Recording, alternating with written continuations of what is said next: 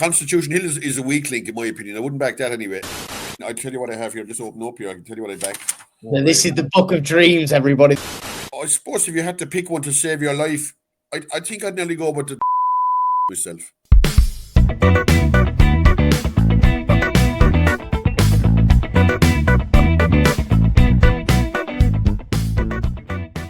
Hello and welcome back to the Only Fools of Horses YouTube channel. And yes, we're following the nice trend on the way to the Cheltenham Festival. It's the start of our Ante-post series. We're starting it at the right time with the DRF in a couple of weeks to go. Trials Day this weekend, and we've got plenty of action to talk about. We're going to be doing a little bit of a split video today. Cheltenham Ante-post in the first half, a very special guest, and we're talking about Trials Day in the second part of the video. So make sure to stick around for the whole time, and do make sure to like and subscribe to the channel. I'm going to stop my intro now because we're just going to carry on to what we've got going on. We've got a returning visitor for the Ante-post series, Mr. Johnny Dineen, Mr. Upping the Ante.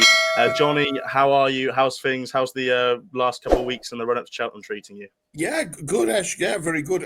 Look, it's okay since the start of the year. I must say, finished off the year kind of messy enough. I was doing a bit of bleeding out, but no, I'm after like stabilising my ship anyway. So I'm back in front, winning anyway. So which is a help. Not fortunes or anything like that, but like any kind of a plus in the card is a help anyway. I mean, so look, it's only three weeks in, but the start of the year started positive for me anyway. So far, so good. That's always a good sign. And I suppose, Johnny, we had you on the last couple of years now, and you've sort of, you've been 3 or 4 years now settled into, I suppose, the internet game of things. How's day-to-day life treating you? How's the sort of, settled in now 3 or 4 years? What's it been like, sort of being on the sort of front cover of Jumps Racing, Tipping, Racing Post? How's that been treating you over the last couple of years?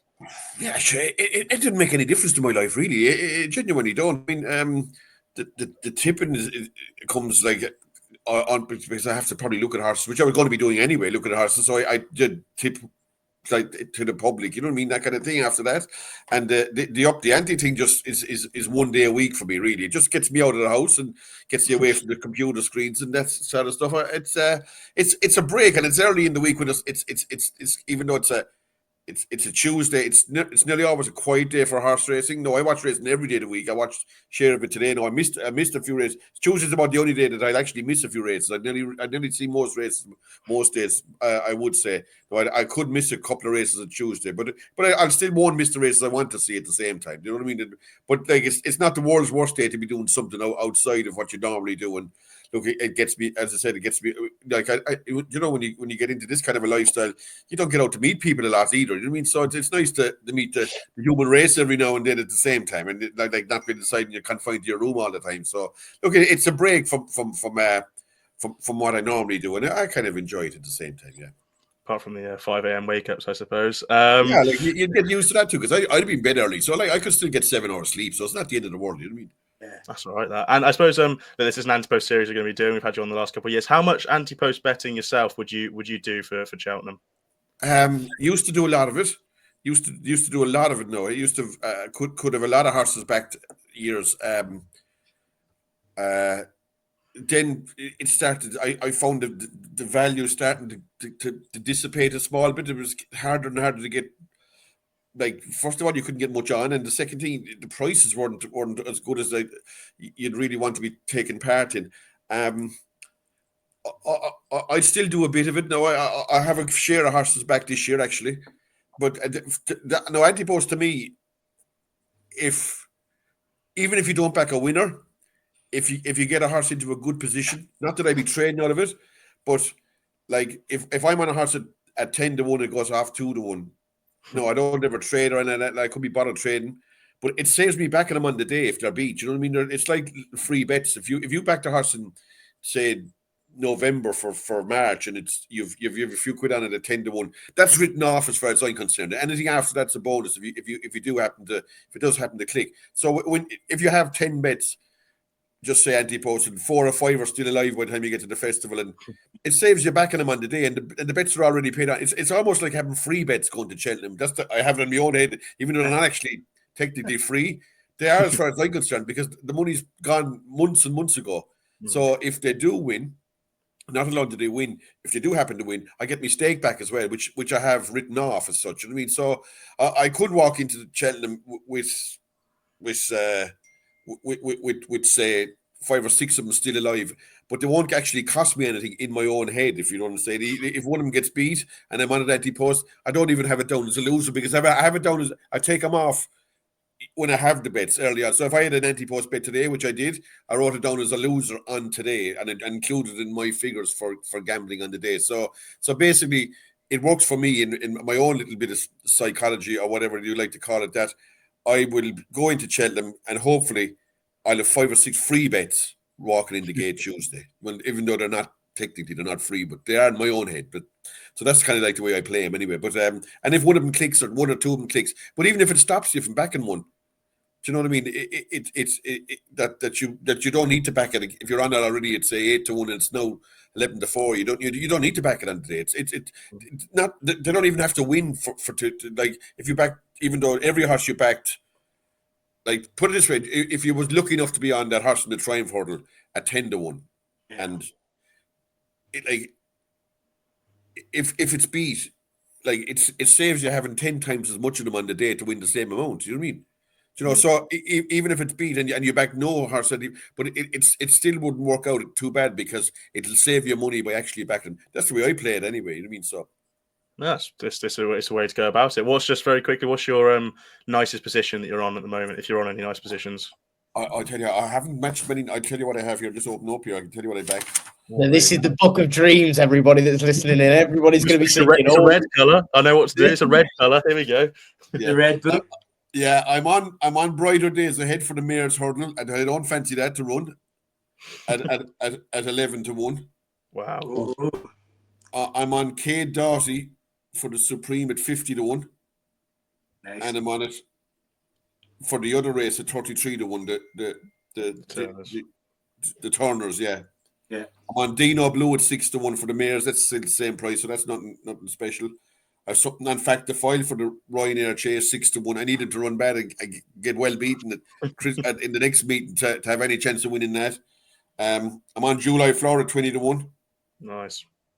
I backed the horse today. Will it go ahead for the Fox Hunters 14-1? I'm on Sounds Victorious at 25-1 and 16-1, and that's bigger now probably. It's the same price anyway. I'm on Dino Blue again here at 6-1, and I'm on Will It Go. So I've only like 1, 2. I've only about 5 or 6 horses back so far, but I have nothing that should be like, I have nothing real a good position. Like, brighter days ahead of me is certain if it ran in the race, but I don't think it will. And I have nothing really that should be really licking your lips with at the same time. No, but I wouldn't be ruling out any of them out either. You know, that kind of way.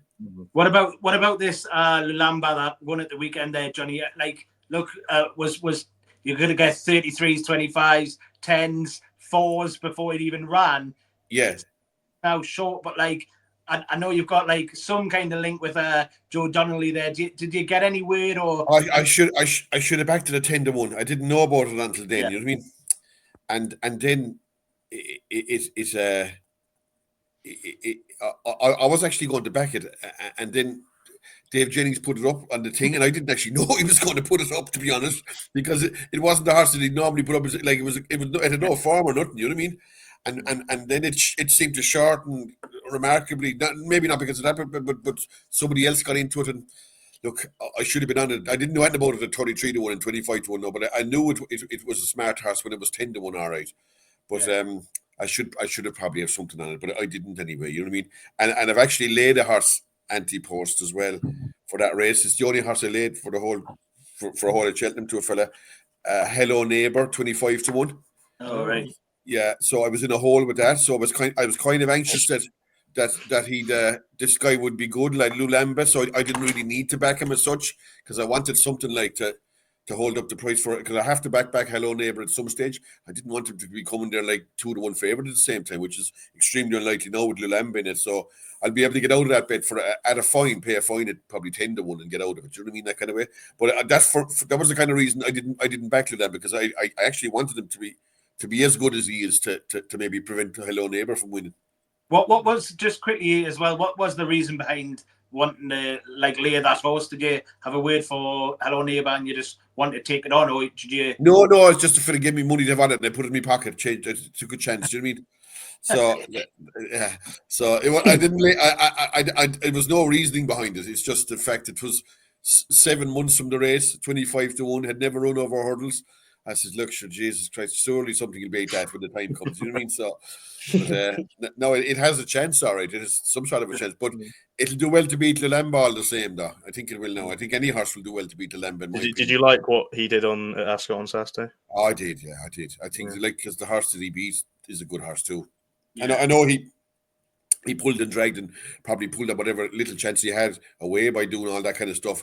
But he was getting 10 pounds at the same time, and it was no contest, like, really. You know what I mean? And like your man is probably only going is only going to get better. No, he's Lulamb, but he's a good strong stayer. He has everything going from really. He's clean jumper, big stable. Saying that, you never know, and would see what happened at Henderson last year. He couldn't even run a horse. Do you mean it's this time last year all these horses were going well too? So you never know what will happen in these things. But look, all going well, it's going to be difficult to beat. You'd have to think so. Yeah, Johnny, I was gonna ask you about that and kind of lead on. We were talking slightly off camera about the strength that Willie Mullins has. Maybe this time around. Well, maybe the pendulum might be swinging in the way of the Brits. They seem to have plenty more challenges going in. I know you mentioned Nicky has to keep all of his horses pretty strong going into the lead up to March, but you were quite strong on the Irish dominating and Willie Mullins dominating last year. Can you see maybe that changing coming into March, or would you be more, will the big guns of Nicky's all fire? Yeah, look, I mean, I think an English horse will win the 2.5 mile novice chase, or novice hurdle, I should say. The new line and that Potter's Charm, they look 2 solid horses. At the minute, I don't see an Irish horse beating them. Maybe the Dublin Racing Festival will change that, but at the minute, no, they're holding all the aces in the 2 mile race. There don't seem to be any English good 2 miler, is there really? It seems to be all in around 2.5. Like the front three in the bit, Salvatore Mundi and Romeo Coolio. There's probably definitely going to be a horse come from the Dublin Racing Festival into that. Either like Copeg the Board or Cade Doherty, or if one of them will put a stamp on that race in Leopardstown, they'll come into the bet. I don't see anything English coming there, but like the English have Sergino, like they have a chance in the Brown Advisory with Harry Redknapp's horse. Like they definitely have more bullets this time, and I do think the English handicapper is giving them every chance to win a handicap. And I'd say I wouldn't know now, I'm only guessing, but I have a feeling that there is a bit of a concerted effort between both handicappers, the English and Irish handicapper, to maybe the English for it to be lenient on the English horses, and maybe for the Irish for to give the Irish ones as much as he possibly can going over. You know what I mean? That kind of that horse in the National Hunt Chase, is it Now Is the Hour? Got £10, was it, for finishing? Yeah, fourth? like that looks pretty punitive now, to be honest. Do you know what I mean? For finishing fourth. Yeah. It was more or less a smack in the wrist saying, like, you're not showing us your hand here and we're giving you £10. Yeah. So, like, he's gone up to 135 and he's going to get another 5 or 6 from me. So, if he had £5 or £10 in hand, suddenly it's gone, like, all of a sudden. You know what I mean? Yeah, and then you look at other horses like the likes of Ansam the other day. Gets dropped £2 when that horse was given, a questionable ride, a quiet ride or a pretty easy time of things, and what's coming, and what this horse wants to do, and the handicap is kind of playing into the hands, really saying, go on, then, I've seen quite a few English horses this year, like in rated novice hurdles rated in around 120 they'd be £10 higher in Ireland. Them horses 130s, like, you know what I mean? They're good enough to be £10 higher even, Like I even see that horse. McManus's Meet Me by the Sea or something like that, rated about 119 or something. You know what I mean? A joke rating. That is way better horse than that. But he was 119 when he beat the Kemble Brewery anyway. So, but he looks quite a reasonable horse. Look, it'll be interesting to see what happens in the handicap. So you'd imagine that the Irish fellas will have to have a lot in hand to win him this year, I think. Yeah, Johnny. Look, we'll get on to your main selection for an Ante-post. The series that we're going to do. I know Harry wants to ask about a banker maybe for Cheltenham, but we'll try and get one at a price for the viewers. We're going to list. You do it every year. You kick us off, so we'll get plenty of views, a guest list, and obviously mine and the two lads list, and also a viewer list. The audience there from Twitter, they'll give us one. I do believe there's going to be the jukebox man, but before we kick off ours, you're the guest.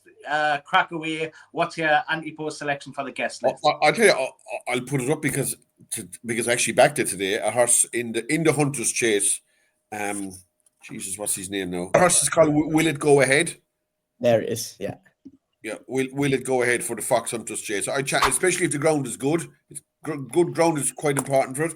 If the ground is good, I'd fancy it very strongly, very, very strongly. Now it was like 12 and 14 to 1 this evening. Could be a small bit less now, but I think that's a great chance. You might maybe better off waiting till the day. I chanced it already in here, but look, I'm hoping that the ground will be good for that horse. Maybe good to soft be fine anyway. I mean, but he won't. He wouldn't really want it heavy. But Cheltenham's unlikely to be heavy. What would be your banker going into if the festivals ran tomorrow? And, we could have line up all the races. The prices are what they are, as they say on the screen right now. What would be your banker of over the 4 days? If I had to pick one for, I suppose, the looks horses there, that they look like they're going to be hard to beat. The likes of the Triumph Hurdle horse, the Sorginos, what else is running there? Constitution Hill is a weak link, in my opinion. I wouldn't back that anyway.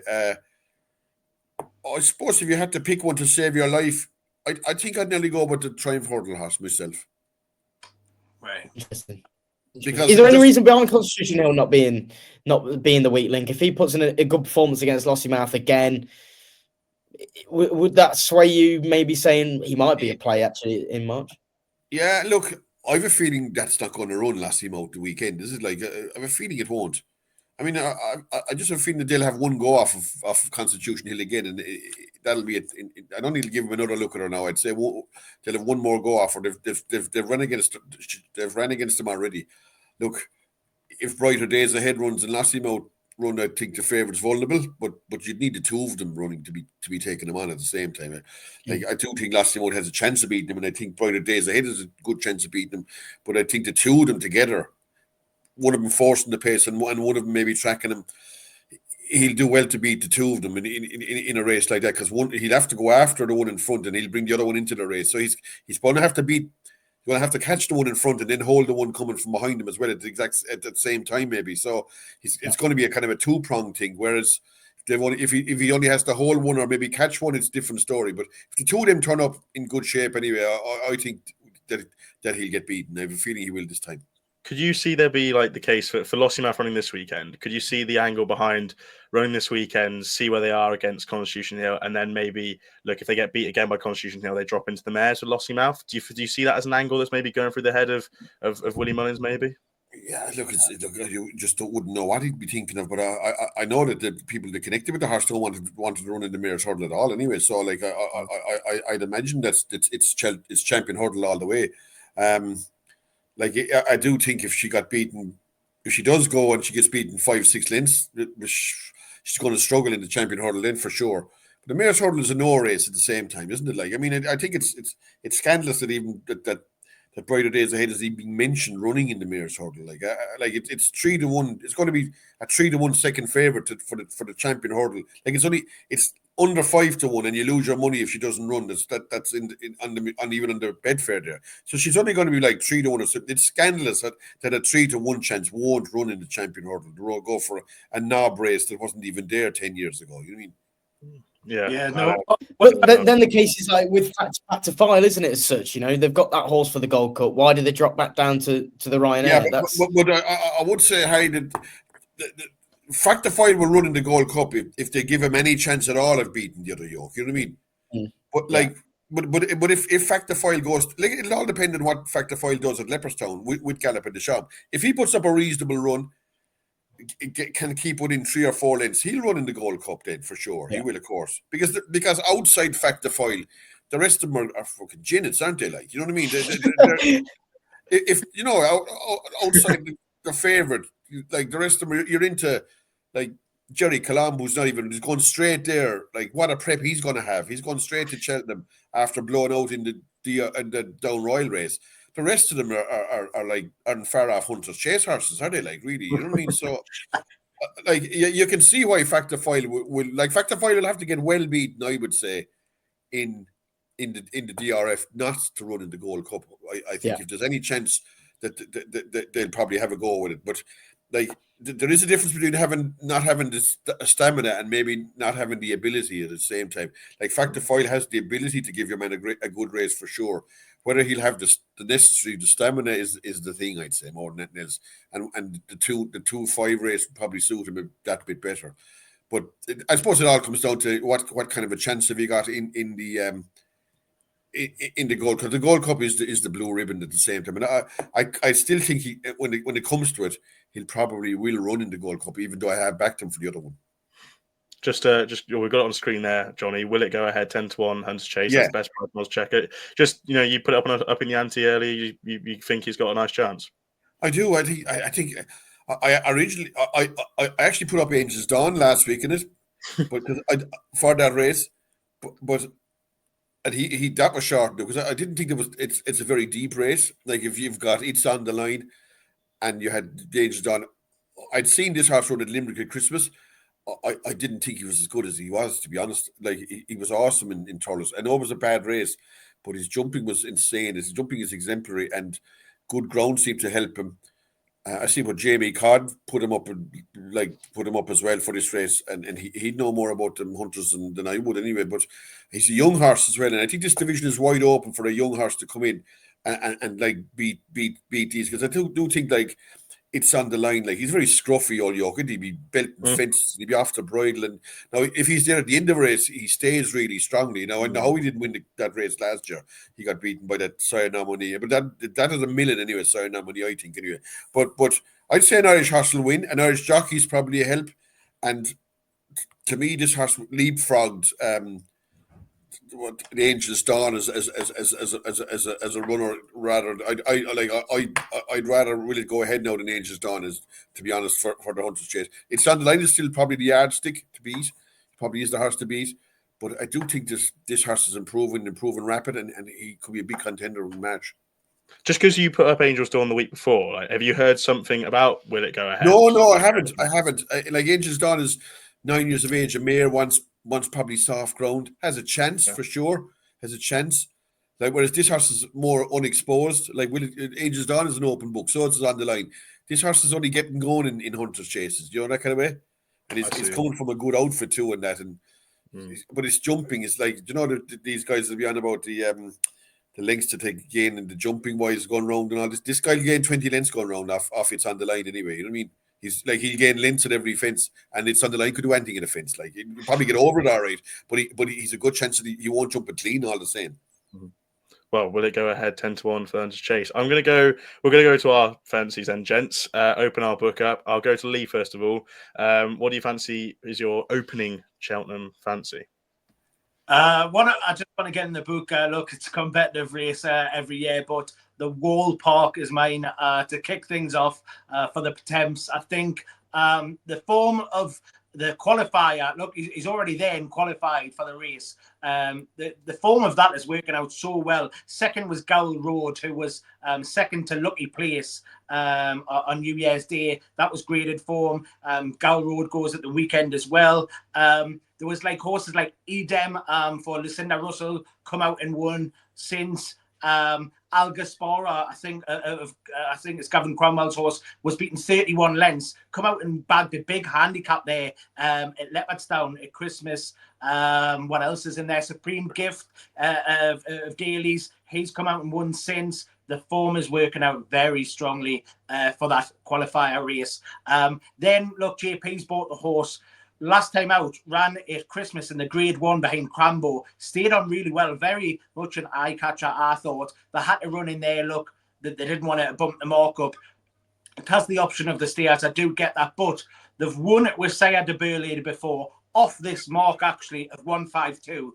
And if you had added the £7 on that qualifier, I think they still would have won the race. Look, I think everything's panned out. And they've kept them...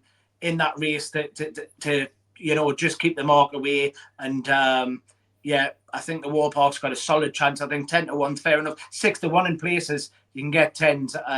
I'd happily take that in each way. Look, if you want to take the concession and non-run, I know bet, but we're not doing that for this series. But look, it may be a couple of points shorter because of that option. It might go in the stairs. You never know. But look, they've won it off this mark with Sarah Burley before. Gordon likes to target these handicaps. Already qualified, strong form, graded form. The Wall Park. Like it. The Wall Park for the Thames final. Harry, I'll go over to yourself. What's your opening knock? Yeah, so horse that we saw over the weekend, Protectorat. Now I gave this horse a sweet mention in the video last week. Now, when me and you went head to head against me and you went head to head, but I just thought that everything was going right in this horse's favour at the weekend, and he put up arguably one of the performances of his life, even better than officially on ratings, better than his RPR in the Ryanair when he won last year, beating the likes of M4LN. I just think that this horse now, after that, he's going to gain so much confidence. He jumped like an absolute. I think he missed one, maybe down the back straight in that tricky back straight of Windsor's. But I think going into March, like we were just talking about the Ryanair, Factor Fargo's, Banbridge, I wouldn't be laying all of my eggs into Banbridge and relying on him, especially around Cheltenham. You know, a fast pace. I think that's what they'll get. We were talking off camera about LA Francais. Well, they've already ruled out, saying that they're not going to go here. It's either the Champion Chase or the Gold Cup. So there's another one that's ruled out. And I think 10-1 about this horse is pretty generous. We know he's going to go there. We know that Dan Skelton is going for the trainer's title. He needs as much prize money as he can because, you know, Nicky Henderson's breathing down his neck. Even I know he didn't really mention it, saying that he didn't want to go for the trainer's title. But if he cleans up at Cheltenham, we saw what Willie Mullins did last year. All it takes is another big entry festival, and you know it all swings again. Momentum swings. I think Protectorat. He's a hardy horse. He's a tough horse. He jumps well. He's obviously the reigning champ in the Ryanair. I think 10-1's a big old price. Just looking at all the factors involved. Got three for everyone. Yeah. But Johnny, what did you make of Protectorat over the weekend, though, just out of interest? Look, he was ridden different from Huntington. Like, if you were on him, you were very happy after first fence, wouldn't you? He's never ever getting beat. But I do think horses can improve like furlong by being ridden aggressively and being ridden conservatively. And like it was his turn to be ridden properly that in Windsor, whereas it was Jello got the run of the race in Huntington. Like he was never ever put into the race in Huntington. Like he was too far back anyway. You know what I mean? And horses got away from him. But like from as early as the first fence, I actually laid him at 7-2, and I backed him back at 7-4 to get out of it after about two fences. I said I knew him in trouble straight away, and I finished up laying Jello because he was belting fences at 7-2 because he went off about 7-4 or whatever. But complete wrong odds. But I blew me way out of trouble anyway. So it finished up okay. Now I couldn't have won anything in the race or very little, and I could have lost my balls if Jello had won. But I just think you just knew from early on. You just knew that he was in a rhythm and he got loose in the front. Whether he'll get that kind of run, did he kind of make all the running in the Ryanair last year? No, he was kind of he was up there. Don't get me wrong, but he wasn't. Yeah. I don't think he was forcing the pace. But like you just mentioned, then it makes such a big difference that horses that maybe have a soft lead the first day, then if they're putting the pressure and the jumping, you know, they need to make ground and catch other horses up. It makes such a difference. Like horses to me are a lot of them are no different to greyhounds. If you very good greyhounds, if you put them behind one, they won't pass them out. They just will not pass. They'll stay behind no matter what grade is in front of them. If the dog is 8 lengths inferior dog, he'll hold them because they just won't. They want to be on the bunny and they don't hunt it otherwise. And the horses are the same. If they get loose in front and they enjoy it, and they're gouting their own pinging fences, like they'll run unbelievably differently to a horse being held up belting fences and all that kind of stuff. And for that reason, I'd always be wary of a horse that got such a softish lead, you know what I mean, and got the run of the race more than anything else. Maybe the next time he may not get it as easy, you know. That's fair enough. Protectorat, nice performance. He is a good horse now. He has a chance, and if the McManus horse Factor File doesn't run, he's probably got a chance of ending it then. Yeah, there could be a Ryanair fancy from myself coming forward in the next couple of weeks. I think Banbridge is likely to go for the Gold Cup. You know that? Really? Yeah, I'm told it is. Yeah. Wow. Well, there you go. Pile in. No, fingers crossed. I mean, like you said, a race can cut up and the prices soon goes. And You know, Well, I'll put it this way to you. I'm told anyway that if Banbridge runs in any race at Cheltenham, it'll be the Gold Cup. There you are. He's quite ground dependent though. So yeah, he won't run again on the ground that he ran last year, ever again there anyway. They'll miss the meeting completely. They are. Heard it here first.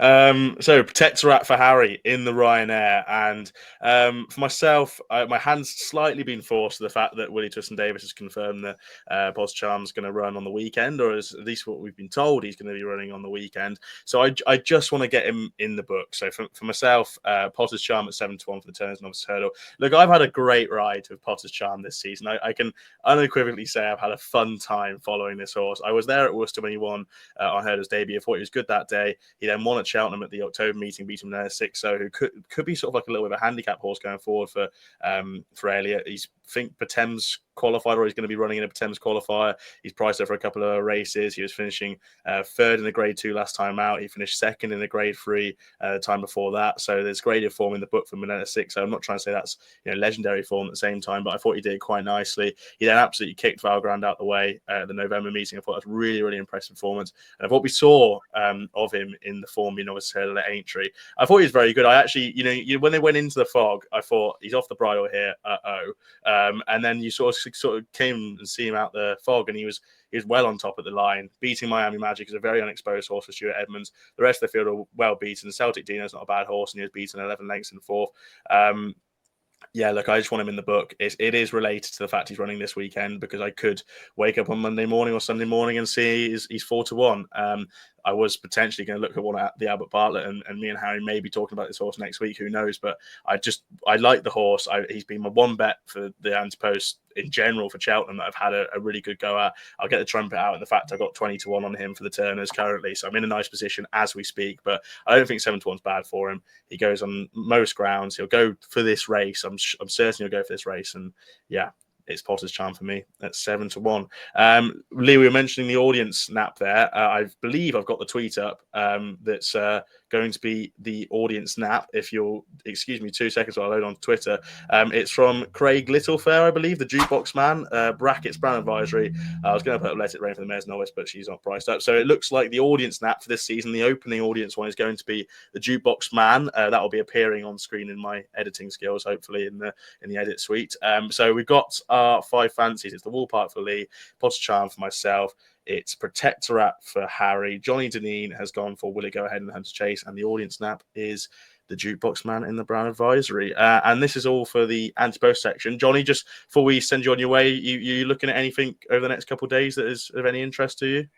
I have something on a horse there belong to in Catterick tomorrow in a 2-horse race. Is Mullins bringing a horse to Catterick, and Patrick Mullins riding it. I have a feeling it mightn't be a world beater or anything like it. I went with the top horse against him, Gentleman Bill. He's giving him £5 now, all right, but just sort of sneaky suspicion that he's better. And he's a horse that the handicapper gave 120 to. I'd say he's better than 120 myself, and I have a feeling there might be a small hole in the favourite. So the bet kind of they went 2-7 the Mullins horse originally, but it's changing a bit now. He's heading for 4-7. The other one's about 7-4. I think I'd expect Gentleman to me to be favoured now, but I think the man has a chance of beating him at the same time. That was the only bet I could find tomorrow on a bad day's race, and I thought Key de Bourbon might win a race in Gordon on Thursday, but I'd say Hills are betting on the race going 6-4. There's nothing to write home about now. 6-4. It isn't a bad race either. It want to be at least that before he consider facing it. Johnny, how many preview nights are you looking at this year? I'm not sure. I'm not going to do as many as I'm hoping not to do as many as 1 second. I'm hoping not to do, but I already have 1, 2, 3, 4, 5, 6, about 8 of them. But I'm hoping to keep it to not many more than that if I can help it, because I was tired from them last year. So I'll try and keep them to maybe 10 or less if I can do it. We'll have to see you at Cheltenham. We'll have to catch you up at Cheltenham, all 3 of us.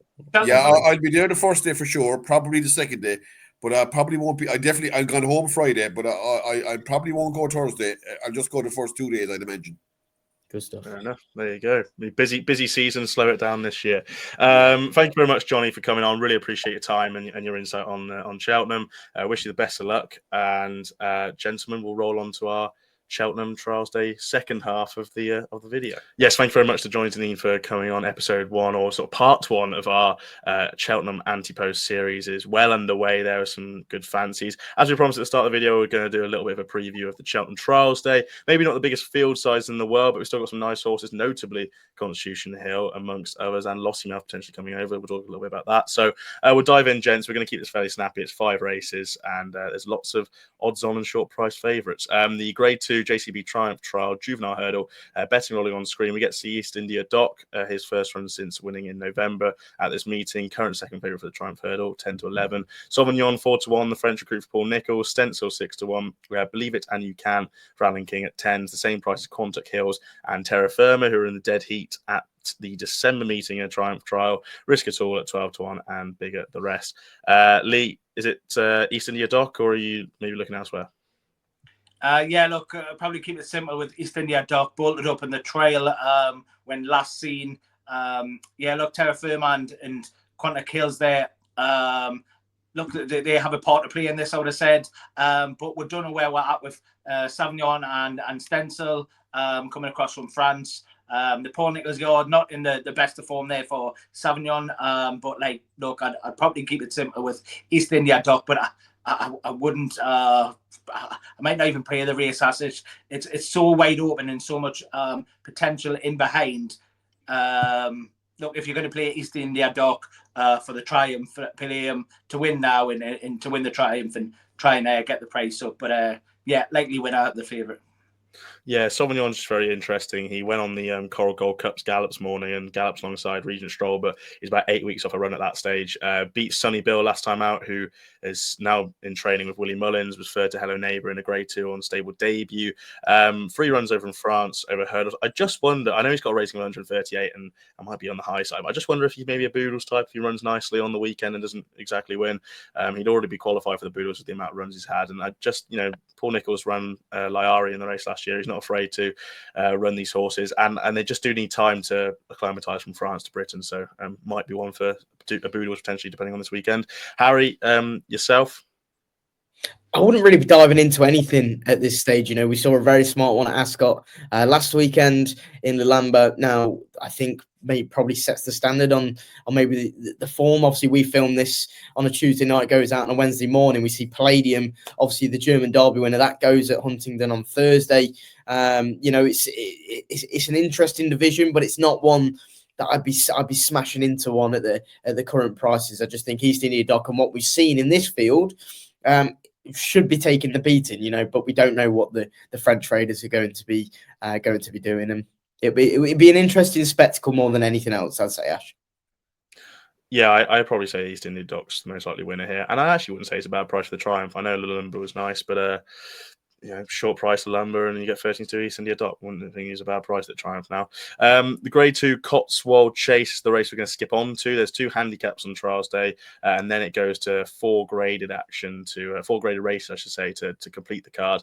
Long Press 6-4 made his seasonal reappearance in the King George last time out. Gentleman's Game was third behind Gallup and Thompson. Savills Chase, he's 11-4. Capadano 15-2.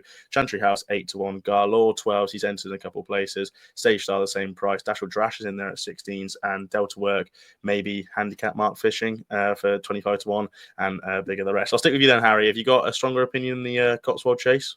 I'm probably saying the Cotswold Chase. Sorry, I thought you were going on to the next one. That's my bad. Look, I think the Cotswold Chase is a good race because you've got the likes of Gentleman's Game topping the market with Long Press. But I mean, the Jockey Club did a really interesting piece of filming with Long Press's owners, and it highlighted the struggles that he's had. Now, I wouldn't say that he's an unreliable horse, but I wouldn't want to be smashing into him just because he's one of those horses that I just think is a little bit fragile, and that was evident on the video itself. Now, Gentleman's Game, on the other hand, he was 12 lengths behind. I thought he ran really well behind Gallup and Deschamps. But I'm going to be siding with Capadano in this one. Obviously, he won the race last year.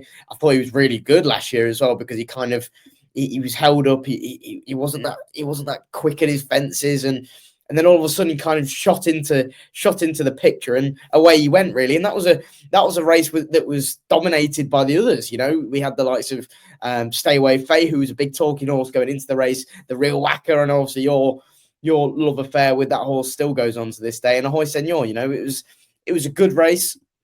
It's a tougher race, I think, this time around. But I think that Capadano, you know, he's a course and distance winner around here. He's ran well in the Rhino, obviously a few lengths behind Protectorate, who will who's obviously one of my fancies for Cheltenham. And I think Capadano, this could be his day. Yeah, nice big price there. Lee, you buying into the Capitano or are you going elsewhere? This is, if he runs, it's me not with the ones we're covering anyway. I really fancy Gentleman's Game. I think he's got so much good form that I just don't think we'll actually clock how good it is. He bolted up on debut. He was second in a grade 1, like on his like second thought or something. He's lightly raced actually. I think 15 runs it is. He was behind Galloping Deschamps, you know, way back. He was third in a Steers hurdle. It punches down. He beat Brave Man's Game when he was on song in a Charlie Hall. He's just got so good form. And that run last time out on seasonal debut to be third to Galloping Deschamps in fact to fail. I thought he'd come there travelling really well. Obviously, he's not going to match their class. I think he's a standout. I really do. I've wrote a big thing on it. I hope he does go there. I think that's between the two. Le Press, look, ran a good race in the King George third there. But like Harry says, has had problems. Actually does get weight from Gentleman's Game. That would probably like, look, if you know, that's your play in the race. Maybe if you're back on your home press, it does get weight from Gentleman's Game. Look, Capadano and Stage Star, don't know what time of day it is at the minute. They're really out of form. Look, Chantry House as well. I thought won a bad race the last day because Broadway Boy bombed out as favourite. And look, he's ticking on with age as well. So is Dashel Drasher, Tommy Bowes in here. Like them are handicappers. Look, I just really do fancy Gentleman's Game. And I'm really sweet on him. I just hope to take the chance and run him here. I can't see him going against like Galloping Chomp again. Do you know what I mean? Next week at the Dublin Racing Festival. So hopefully he takes his chance. And I think he'll still get around this price. Maybe it's because of Le Press being in there as well. I think he is maybe he's look at it on the bare form of it, and he's got the sexier profile of the two, if that's possible. And people just keep him as a favourite, Ash. So yeah, look, I'm really sweet on Gentleman's Game. I hope he takes the chance. I hope he can prove it. I think he could probably give the weight away. Look, again, I'll just quickly mention Le Press, Vinicius on in the best of form. Mouse Morris hasn't had a winner for a while for Gentleman's Game.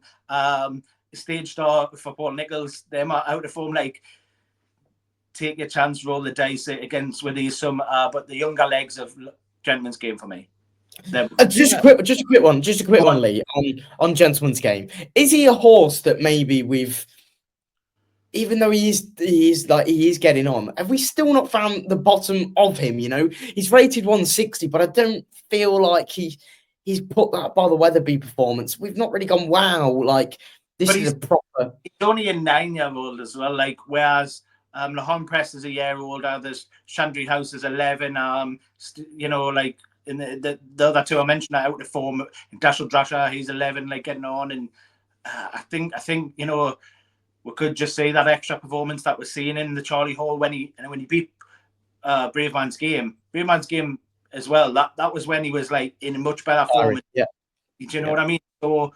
And I thought he'd done it well there, but just if you actually look back at the bare form of it, like last season, he was behind Fast or Slow, Galloping Deschamps, and Hewitt, right? Fast or Slow was going for that Punches Down Gold Cup again, and as a multiple Grade 1 winner. Galloping Deschamps had won the Gold Cup, and Hewitt had won the King George, and he was only beaten 5 lengths in that race. Like, he's got really solid form. Look, I might be paying in the wind here, but I really fancy him. Look, I've got to be. If you're having a bet, you've got to be confident. So there you go. Yeah, I think it's a tough enough race. I do think it's between the top two. Sorry, Harry. I think it's Long Press or Gentleman's Game. I wonder if Gentleman's Game likes nicer ground.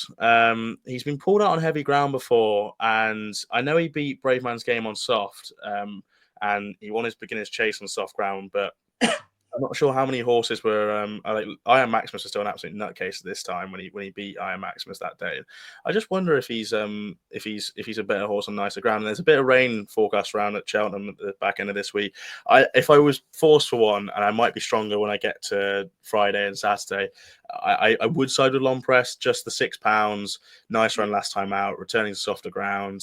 He likes Cheltenham. He won the Brown Advisory a couple of years ago now. He tried to do the donkey work in the Gold Cup and sort of just like ran a good race, but faded a little bit 3 mile free, soft ground Gold Cup. Thought that was tough enough. I'd probably fancy him. This will suit Le Press better than Kempton anyway, won't it? Yeah, I'd say so. And I thought he ran a good race at Kempton. Like he was kind of the one who tried to keep tabs of Ile Francais, and first run for a while, good ground. It wasn't really kind of his bag, I'd say. Yeah, tough enough though. I'd say the pricing's fairly skinny enough for both. Like they've made it fairly tight margins on both.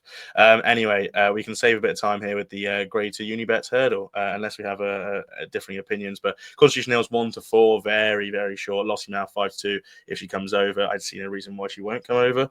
Brentford Hope 10 to 1, Phil's Dudary 50, and Joya Machen and Spirits Bay are both 100 to 1. I guess 2 questions, Harry, very short. Does Lossiemouth come over, and does she win? No, yes and no. I can't see any reason why she wouldn't come over. I think they did it last year, but obviously part of the Christmas hurdle, but came over last year. We know that Cheltenham suits her. I think she'll put up a much better performance, but I just think when she raises her game, you're gonna have the champ looking for revenge, and he's going to raise his game as well. I can't see him getting beat or her ever reversing the form with him from Kempton, and I'm really looking forward to seeing him. Bold. Lee, same sort of couple of questions. Does she come over, and I guess who wins? Yeah, just because we're seeing that Zadam entered at the weekend. Stateman is likely to go next weekend, the Dublin Racing Festival. Then that leaves her the option of and I think it was Icy on Twitter there says it's a free dart because you now know where Constitution Hill is at. If she gets beat again, she could just go to the mares and go close in that. And it's just look either way, she's still got the brighter days ahead to potentially clash into. But at least you know where you stand going into a festival in a bigger pot. So look, I think Constitution Hill will win either way if she does come. But yeah, I reckon she will take a chance. Yeah, hope she comes over. Good race if she does. And then on to the Cleeve hurdle. Sort of one of the more, I suppose, open betting markets of the graded races.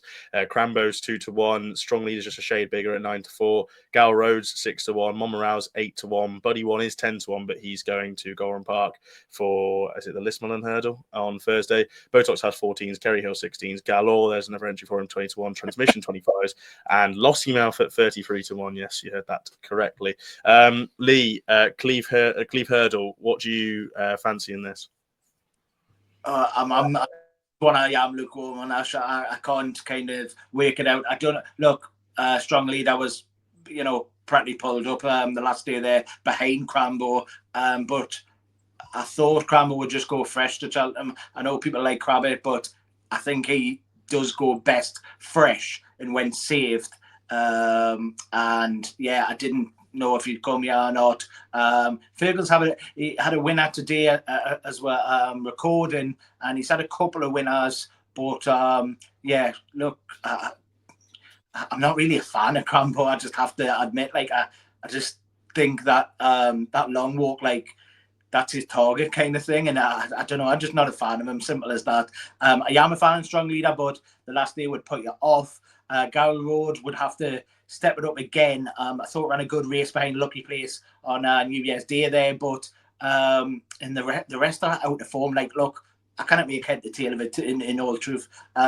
Hopefully Strong Leader bounces back and we can see, another challenger in the stairs for the UK kind of thing. But yeah, I don't know is the answer. Yeah, I've kept it quite quiet now because I don't actually really have too many strong fantasy. I think it's the markets aren't really giving much away. I have got one for later at Doncaster at a bigger price. There might be prizes for people who guess it at this stage, but I'm going to give Garl Road a shout. I think he gets the weight. I don't think he gets the weight. I know he gets the weight. He gets £6 from strong leader in Crambo. But I think he can step up from the lucky place run last time out. 2.5 miles. First time he's run over 2.5 miles since 2022.